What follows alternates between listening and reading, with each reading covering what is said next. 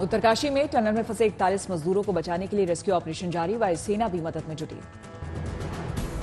वायुसेना के एक C-17 और 2 C-130J विमान कर रहे हैं मदद। क्रिटिकल मशीनों को पहुंचाने का कर रहे काम। सुरंग में फंसे मजदूरों तक पहुंचाई गई 6 इंच मोटी पाइप। मजदूरों तक खाना और दवाई पहुंचाने का काम हुआ आसान।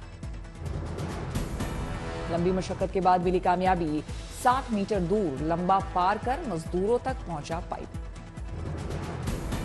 मजदूरों तक पैक करके पहुंचाया जा रहा खाना, खिचड़ी, केला, फल के अलावा मोबाइल और चार्जर जैसी जरूरी चीजें भी पहुंचाई जा रही। सोमवार को पूजा पाठ के बाद 6 एक्शन प्लान के तहत शुरू हुआ रेस्क्यू ऑपरेशन। मजदूरों को निकालने के लिए हर संभव प्रयास। मजदूरों को बचाने के लिए रोबोट का भी इस्तेमाल। रेस्क्यू के एक्शन प्लान पर तेजी से हो रहा काम। डीआरडीओ की रोबोटिक्स टीम मदद के लिए मौजूद। प्रधानमंत्री मोदी ने मुख्यमंत्री पुष्कर सिंह धामी से फोन पर की बात। रेस्क्यू ऑपरेशन को लेकर ली जानकारी। रेस्क्यू ऑपरेशन पर टिकी परिजनों की नजर। सकुशल बाहर आने का कर रहे इंतजार।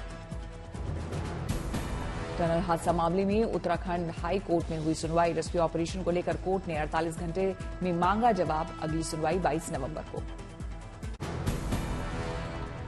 सोमवार को पीएम मोदी ने राजस्थान में किया तूफानी चुनाव प्रचार। बीकानेर में रोड शो के अलावा हनुमानगढ़ और पाली में रैली। बीकानेर में पीएम ने खुली गाड़ी में किया रोड शो। सड़कों के दोनों किनारे उमड़े लोग। प्रधानमंत्री ने हाथ हिलाकर अभिवादन किया स्वीकार। राजस्थान में हनुमानगढ़ के पीलीबंगा में पीएम ने की रैली। बोले, चुनाव में जनता कांग्रेस का करेगी सफाया।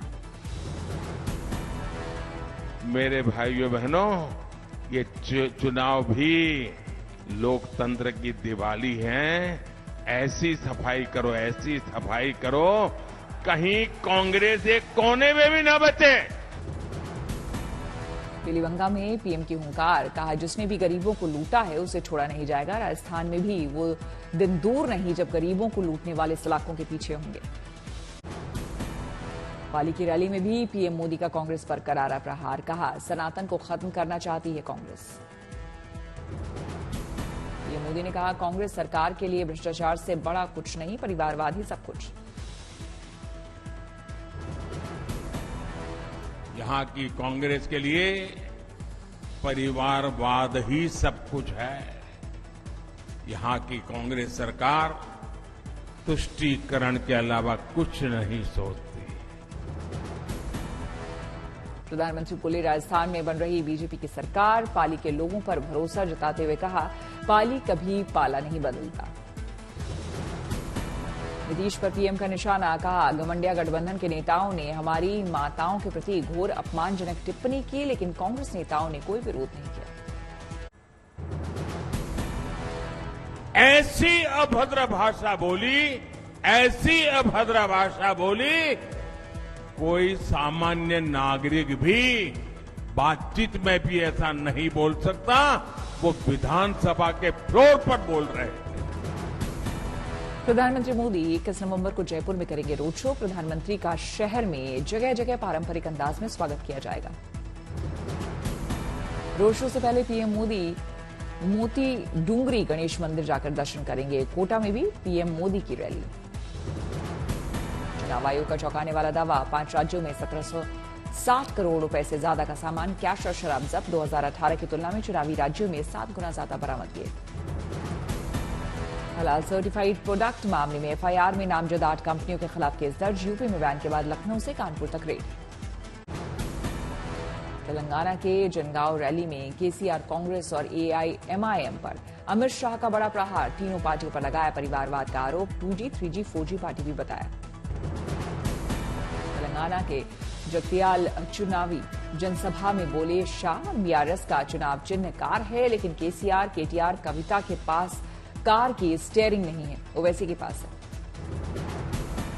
राजसमंद में विजय संकल्प सभा में सीएम गहलोत पर बरसे नड्डा। कहा, भ्रष्टाचार, महिला उत्पीड़न, किसानों के तिरस्कार और तुष्टीकरण की राजनीति में राजस्थान नंबर 1। जयपुर में गरजे यूपी के सीएम योगी आदित्यनाथ। कहा, कांग्रेस ने पैदा किए ढेरों माफिया, अब बुलडोजर से सफाई करेगी बीजेपी। अलवर की रैली में योगी आदित्यनाथ ने उठाया राम मंदिर का मुद्दा। कहा, कांग्रेस रामनवमी के जुलूस पर लगाती है बैन। राजस्थान के केकड़ी में बीजेपी पर बरसी कांग्रेस महासचिव प्रियंका गांधी, कहा चुनाव आने पर धर्म और जाति की राजनीति करती है बीजेपी।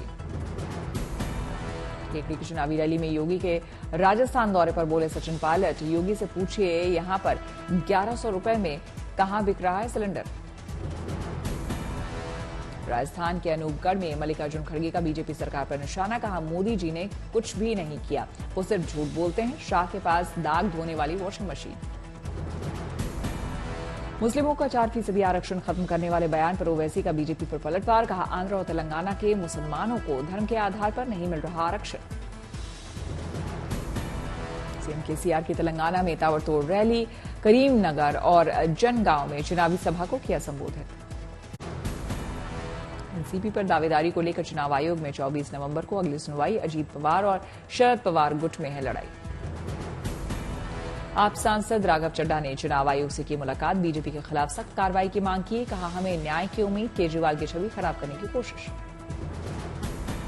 मानहानि केस में समन रद्द कराने दिल्ली हाईकोर्ट पहुंचे राघव चड्ढा, मामले में जारी आदेश को दी चुनौती, 11 दिसंबर को होगी सुनवाई। पाली में सीएम अशोक गहलोत के खिलाफ बीजेपी कार्यकर्ताओं का प्रदर्शन, पीएम मोदी की जनसभा में शामिल होने पर रोकने से उग्र हुए बीजेपी कार्यकर्ता। हेट स्पीच मामले में अखिलेश के बाद अब ओवैसी बंधुओं ने कोर्ट में दाखिल की अपनी आपत्ति, मामले की अगली सुनवाई 29 नवंबर को होगी। भारत ऑस्ट्रेलिया के रक्षा और विदेश मंत्रियों के बीच 2+2 वार्ता, आर्टिफिशियल इंटेलिजेंस, पनडुब्बी रोधी सैन्य सहयोग समेत कई मुद्दों पर बनी सहमति। ऑस्ट्रेलियाई उप प्रधानमंत्री और रक्षा मंत्री रिचर्ड मार्लस ने कहा, हम समुद्री क्षेत्र में सहयोग और कूटनीतिक सहयोग के तरीकों पर अधिक बात करने के लिए हैं उत्सुक। 2+2 वार्ता से पहले राजनाथ सिंह, एस जयशंकर के रिचर्ड मार्लस और पेनी वोंग की ग्रुप तस्वीर आई सामने। भारत और ऑस्ट्रेलिया के बीच कई अहम मुद्दों पर की गई चर्चा। रक्षा मंत्री राजनाथ सिंह ने ऑस्ट्रेलियाई उप प्रधानमंत्री और रक्षा मंत्री रिचर्ड मार्लस के साथ दिल्ली में की द्विपक्षीय वार्ता। हैदराबाद हाउस में रिचर्ड मार्लस का हुआ भव्य स्वागत। ऑस्ट्रेलिया के उप प्रधानमंत्री और रक्षा मंत्री रिचर्ड मार्लस ने tri service guard of honour का किया निरीक्षण। रक्षा मंत्री राजनाथ सिंह रहे मौजूद। एनआईए ने खालिस्तानी अलगाववादी गुरपतवंत सिंह पन्नू के खिलाफ दर्ज किया मामला, वीडियो के जरिए एयर इंडिया से उड़ान भरने वाले यात्रियों को धमकी देने का मामला। रोहतक जेल में सजा काट रहे राम रहीम की 21 दिन की पैरोल हुई मंजूर। उत्तर प्रदेश के बागपत के आश्रम में रहेगा राम रहीम। लखनऊ में हजरतगंज के कैनरा बैंक में लगी आग, जान बचाने की कोशिश में कई लोग हुए घायल। मौके पर पहुंची फायर ब्रिगेड की करीब आधा दर्जन गाड़ियां करीब घंटे भर की मशक्कत के बाद काबू में आई आग। गाजियाबाद में कौशाम्बी के एंजल मॉल में चल रहे कैफे बार में हंगामा और मारपीट, लहराए गए हथियार, 7 लोगों के खिलाफ मामला दर्ज। रोजगार के मोर्चे पर अच्छी खबर, ईपीएफओ ने सितंबर महीने में जोड़े 17,21,000 सदस्य। दिल्ली सिविल डिफेंस वॉलंटियर्स के लिए गुड न्यूज, होमगार्ड्स के चयन में मिलेगी प्राथमिकता। दिल्ली में होगी 10,000 होमगार्ड्स की भर्ती। पणजी में भारतीय अंतर्राष्ट्रीय फिल्म महोत्सव के 54वें संस्करण की शुरुआत, सितारों और हस्तियों का लगा मेला। भारतीय सिनेमा को पहचान दिलाने में शानदार योगदान के लिए माधुरी दीक्षित को सम्मान, कहा ऐसे अवार्ड अच्छे काम करने के लिए प्रेरित करते हैं। फिल्म महोत्सव में द केरल स्टोरी भी दिखाई जाएगी। 27 नवंबर को आइनॉक्स स्क्रीन 2 में फिल्म की होगी स्क्रीनिंग। बद्रीनाथ धाम से चली जगतगुरु शंकराचार्य जी की गद्दी जोशीमठ के नरसिंह मंदिर में हुई दाखिल, साथ में दिखी गुरु जी की मूर्ति। भक्तों ने डोली का किया भव्य स्वागत, मंदिर के कपाट पर विधि विधान से किया गया पूजा पाठ। वापस जाने वाले छठ यात्रियों के लिए स्वागत के लिए सजाया गया समस्तीपुर रेलवे स्टेशन, लोगों के बैठने के लिए की गई कुर्सियों की व्यवस्था।